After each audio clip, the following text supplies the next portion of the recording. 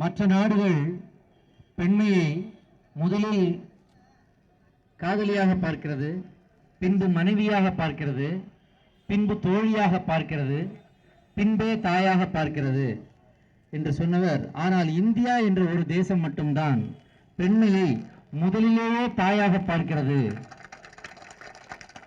இந்த வார்த்தையை நான் சொல்லவில்லை, இந்தியாவின் அனைத்து இளைஞர்களுக்கும் ஒரு யூத் ஐக்கானாக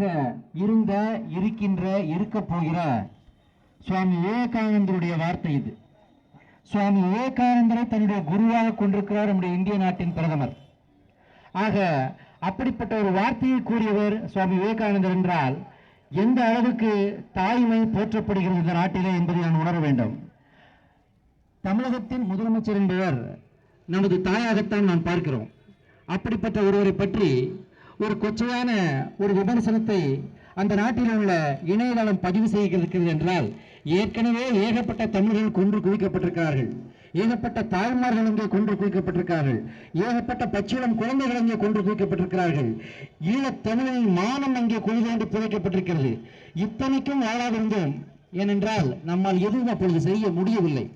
ஆனால் இன்று புரட்சி தலைவி அம்மா தமிழக முதலமைச்சர்கள் தலைமையிலே இந்த தமிழ்நாடு கிட்டத்தட்ட 10 கோடி தமிழர்களோடு இயங்கிக் கொண்டிருக்கிறது.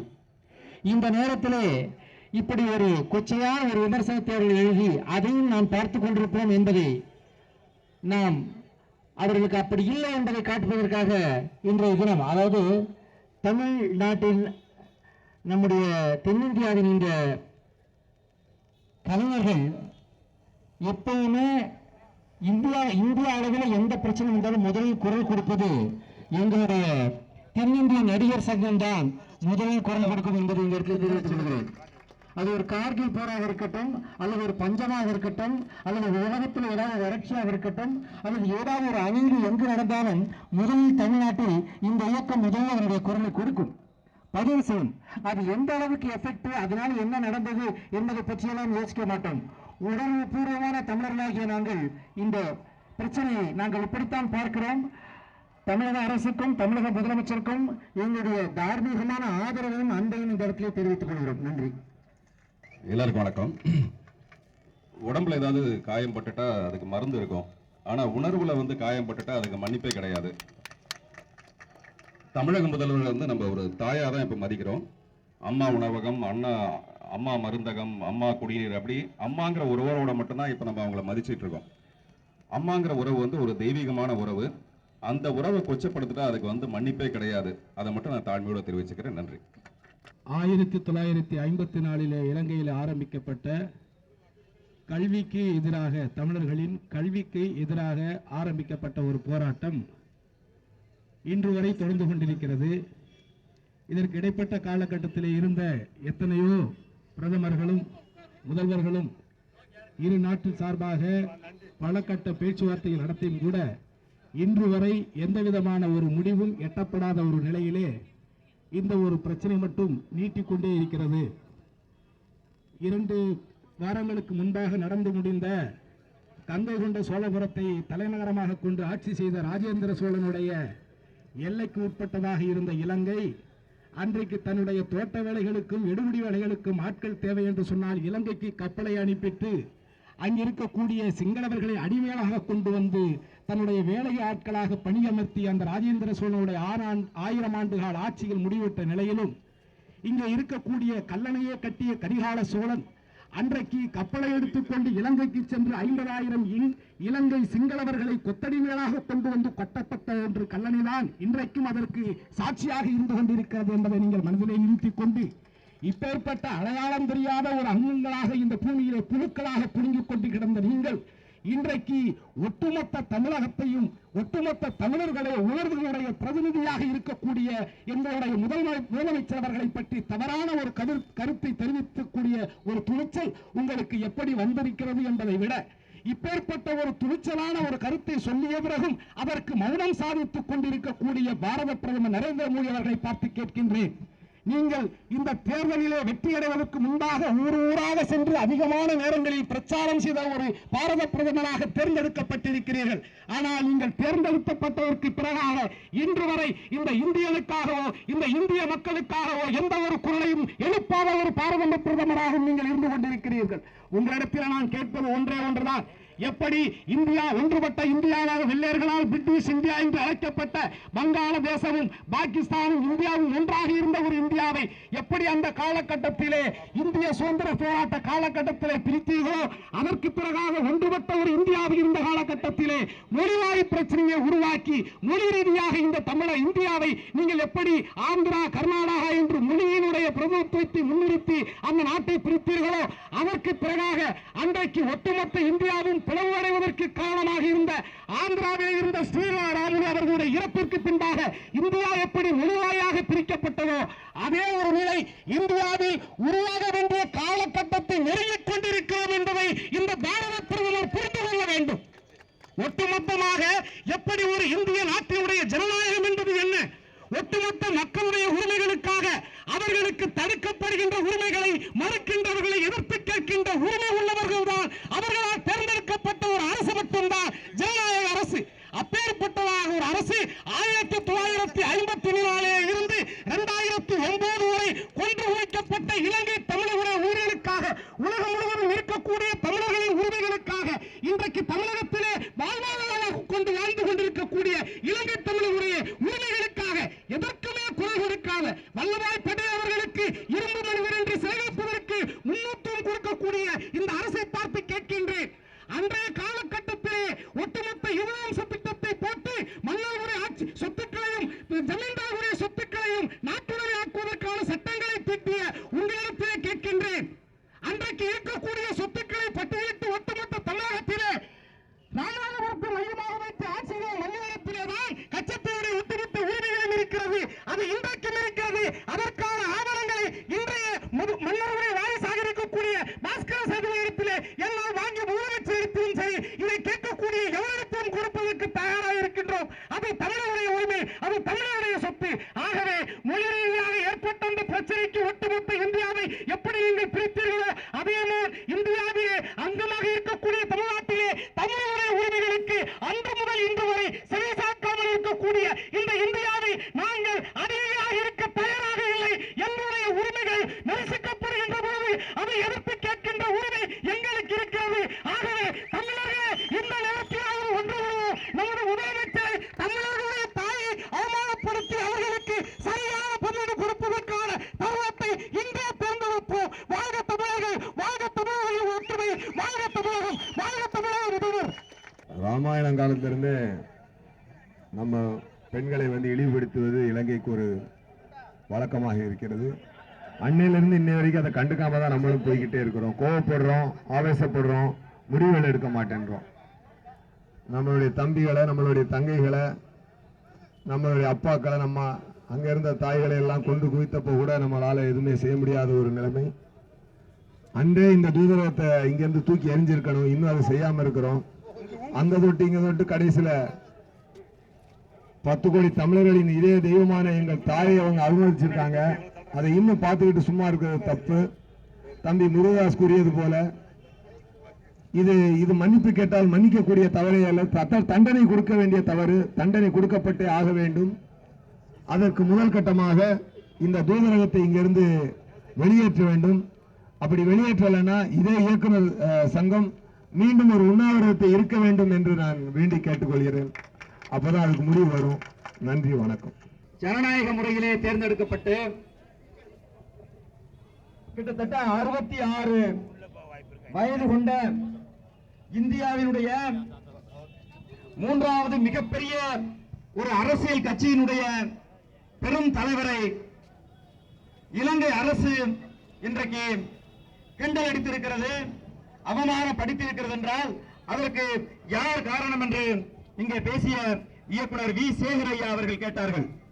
அன்பு தமிழ் சொந்தங்களே, இங்கு தன்னை தமிழர் என்று கூறிக்கொண்டு இங்கு தமிழகத்துக்குள்ளே துணிச்சலாக நடமாடிக்கொண்டிருக்கக்கூடிய சுப்பிரமணிய சுவாமி தான் அதற்கு காரணம் என்பதை இங்கே வலியுறுத்தி உங்கள் முன்னால் தெரிவித்துக் கொள்கிறேன்.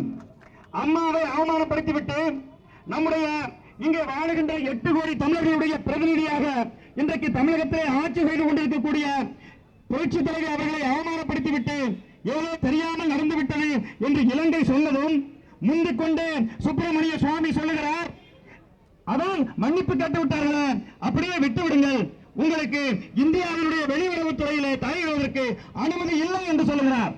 இந்தியாவினுடைய வெளியுறவுத்துறை கொள்கையிலே தலையிடுவதற்கு தமிழகத்துக்கு அனுமதி இல்லை என்றால் தமிழகம் இந்தியாவில் இல்லையா? தமிழர்கள் 1.5 லட்சம் பேரை கொன்று குவித்த போது இங்கே இந்த தூதரகத்தை இருக்கவே இல்லாமல் அடித்து விரட்டி இருக்க வேண்டும். அது நாங்கள் செய்த பிழைதான்.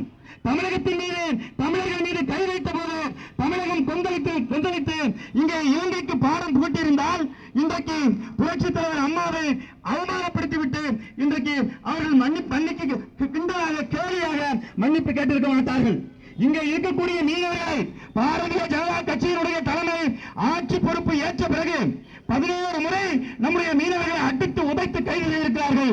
15க்கும் மேற்பட்ட முறை இந்தியாவினுடைய எல்லைக்குள்ளே புகுந்து நம்முடைய கப்பல்களையும் நம்முடைய படகுகளையும் மீனவர்களையும் கைது செய்திருக்கிறார்கள். அன்பு தோழர்களே, அதை தட்டி கேட்கின்ற உரிமை, ஜனநாயக கடமை இங்கே ஆளுகின்ற எங்களை ஆட்சி செய்கின்ற புரட்சித் தலைவர் அவர்களுக்கு இல்லாமல் யாருக்கு இருக்கிறது இந்த உலகத்தில்?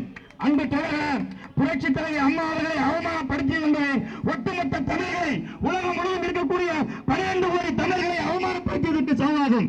இங்கே இருக்கின்ற இலங்கை தூதரகத்தை அடித்து விரட்டுவது மட்டுமல்ல, இன்றைக்கு ஜனநாயக முறையிலே இந்த ஆர்ப்பாட்டத்தை அமைதியான முறையிலே நாங்கள் நடத்தி இலங்கை அரசுக்கு வேண்டுகோள் விடுத்திருக்கிறோம். எங்களுடைய மண்ணிலே தமிழ் ரத்தத்தை தமிழர்களை கொன்று குவித்த ராஜபக்சேவினுடைய இலங்கை அரசின் தூதரகம் இருக்கக்கூடாது. இதுவரை நாங்கள் விட்டு வைத்ததையே நாங்கள் அவமானமாக கருதுகின்றோம். இலங்கை அரசு உடனடியாக தலையிட்டு இந்த தூதரகத்தை அகற்ற வேண்டும் என்று கேட்டுக்கொண்டு நன்றி கூறி விடைபெறுகிறேன். நன்றி, வணக்கம். மேடையில் அமர்ந்திருக்கும், முன்னே அமர்ந்திருக்கும், இந்த கூட்டத்தை நல்வழிப்படுத்திக் கொண்டிருக்கும் காவல்துறை உள்ளிட்ட அத்தனை பேருக்கும் காலை வணக்கம். மக்களால் நான், மக்களுக்காக நான் என்ற ஒரு தாரக மந்திரத்தின் அடிப்படையிலே தன் வாழ்வை அமைத்துக் கொண்டு மக்களுக்காக பணியாற்றி வரக்கூடிய ஒரு தாயை ஆபாசமாக சித்தரிப்பதற்கும் அருவருப்பாக எழுவதற்கும் எப்படி மனசு வந்தது? பிரம்மனின் படைப்பு எல்லாமே ஆச்சரியம். ஆனால் பிரம்மன் படைத்துவிட்டு ஆச்சரியப்படுபவர் யார் என்றால் பிரம்மாச்சரியத்தை கடைபிடிப்பவர்கள். ஆக தனக்கென்று எந்த சுய வெறுப்பு இல்லாத ஒரு நிலையில் இருந்து இந்த நாட்டை நல்வழிப்படுத்திக் கொண்டிருக்கக்கூடிய ஒரு தாயை கொச்சைப்படுத்திருக்கக்கூடிய அந்த சிங்கள இனவாத அரசை ஐநா மன்றத்தை கொண்டு போய் நிறுத்தி சரியான முறையில் கண்டிப்பதற்கு இதைவிட ஒரு சான்று இருப்பதாக எனது சித்தறிவு கட்டவில்லை. எனவே நம் தாயை பழித்த இந்த சிங்கள இனவாத அரசினுடைய அந்த கொடுங்கோலர்களை, அண்ணன் தம்பியரை அழைத்து சென்ற ஐநா மன்றத்தை நிறுத்தி அவர்களை தனிமைப்படுத்தி இதுவரை செய்த அக்கிரமத்திற்கும் இனிமேல் அவர்கள் என்ன அக்கிரமம் செய்ய போகிறார்களோ அதை தடுப்பதற்குமாக முகாந்திரமாக அவர்கள் கண்டிக்க வேண்டும் என்று எனது கருத்தை பதிவு செய்த அவர்களே வணக்கம். நம்ம அரசாங்கம் சரி, இலங்கை அரசாங்கம் சரி, 2 வித்தியாசம். அம்மா நிறைய அன்னதானம் பண்றாங்க, அவன் நிறைய பேர்த்த கொன்று குவிக்கிறான். ராஜபக்சேவுக்கு இன்னொரு பேர் இருக்கு, உண்மையான நரகாசுரம் அவன் தான், வேற யாருமே கிடையாது.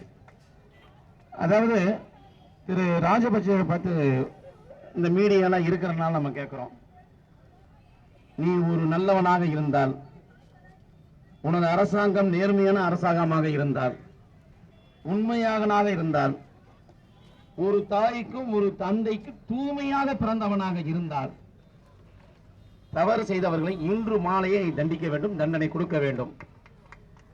அம்மா என்பது ஒரு பொதுவான வார்த்தை. அம்மா என்றால் என் தாயை குறிக்கும். ஆனா அம்மாங்கிற வார்த்தை நீ கொச்சப்படுத்துறதுனால எங்களுக்கு கொஞ்சம் ஆவேசம். யாருமே சொல்லாத வார்த்தை நான் இங்க சொல்றேன். மீடியா இருக்கிறதுனால ராஜபக்சே பொண்டாட்டி ரொம்ப சூப்பரா இருப்பாங்க, ரொம்ப பிரமாதமா இருப்பாங்க. ஆனா பெரும்பாலும் பாத்தீங்கன்னா அவன் கூட கூட்டே போக மாட்டான். ஒரு அவனுக்குள்ள பயம், அவனுக்கே பயம். ஆனா அந்த அளவுக்கு அழகா இருப்பாங்க. இது இந்த மீடியாவில் அவர் பார்த்தாருன்னா, என்னடா நம்ம பொண்டாட்டியே ஒருத்தர் விமர்சித்தானே அப்படின்னு யோசிப்பான்ல. மிஸ்டர் ராஜபக்சே, உங்க ஒய்ஃப் ரொம்ப சூப்பர், நான் 10 வருஷமா ஒன் சைடா லவ் பண்றேன். ஒரு நந்தவனம் இருக்குன்னாக்க அதுல கிளி போச்சுன்னாக்க பழத்தை கொத்தும், காக்கா போச்சுன்னா செத்து போன எலியை தான் கொத்தும். அவன் புத்திக்கு தகுந்த மாதிரி வார்த்தைகள் வரும்.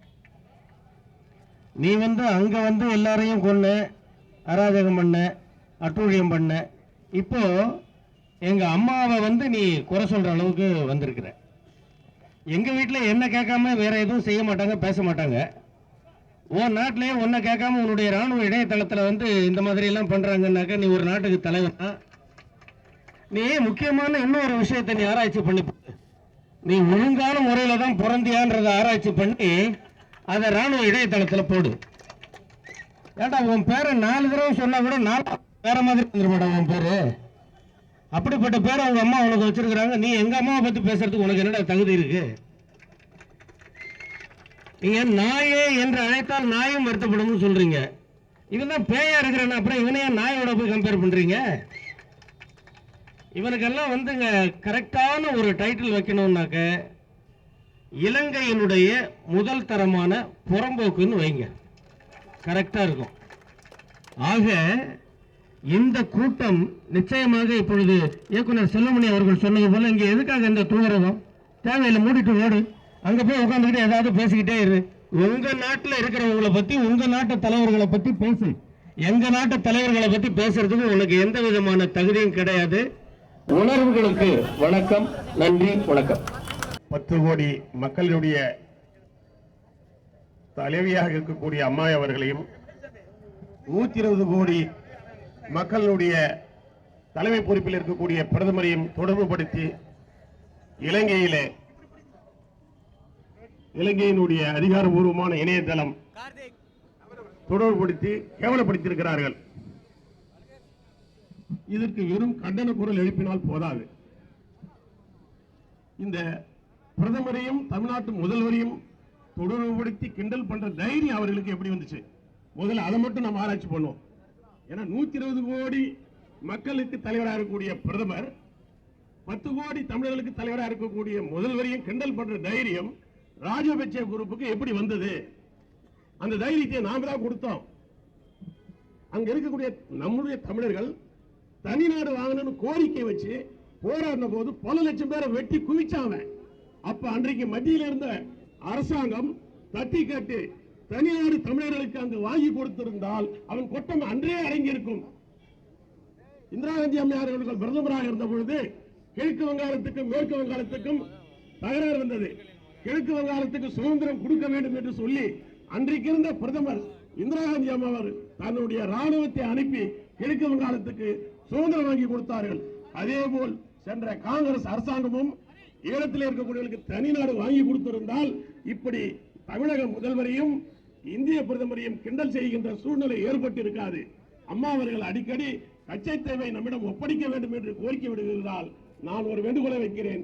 கச்சைத்தீவை மீட்பது மட்டும் தமிழர்களுடைய உரிமையை மீட்பது ஆகாது. 10 கோடி மக்களுக்கு மரியாதை வேண்டும் என்றால் அங்க ஈழ தமிழர்களுக்கு தனிநாடு வாங்கி கொடுக்க போராடுவது மட்டும்தான் தீர்வு. அம்மா அவர்களுக்கு நாம் ஈழ தமிழர்களை பெற்றுத் தருவதற்கும் தமிழ்நாட்டில் இருக்கிற 10 கோடி தமிழர்கள் உரிமையை பெற்றுத் தருவதற்கும் அவர்கள் போராடினால் நாம் பின்னாடி இருந்து உயிரை கொடுப்பதற்கும் தயாராக இருக்கிறோம் என்று கூறி விடைபெறுகிறேன்.